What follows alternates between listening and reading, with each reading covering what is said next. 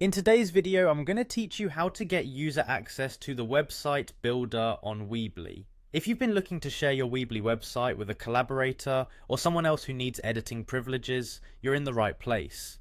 Let's dive into this step-by-step process so you can easily set up access for another user. First things first, ensure you're on Weebly's official website. If you're not already there, open up your preferred web browser and head over to weebly.com.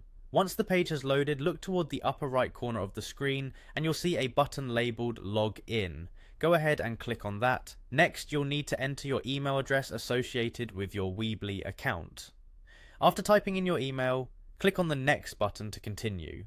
You'll then be prompted to enter your password. Carefully type in your password. It's important to ensure it's correct to avoid any login issues. Once you've inputted your credentials, hit the Login button. Upon successfully logging in, you'll be taken to the Weebly dashboard.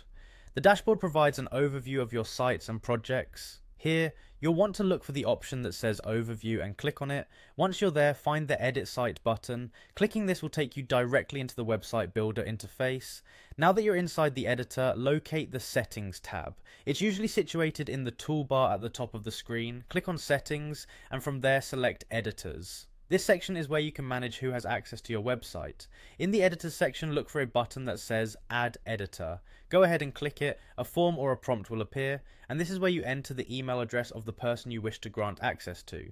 Make sure the email address is correct to ensure a smooth process. Once you've added the new user's email, you'll need to assign them the appropriate permissions. You'll see options like Admin, which grants them full editing permissions. Clicking on Admin will ensure they have the needed access to manage the site effectively. Finally, to save all these changes, look for the button that says Save Editor and click it.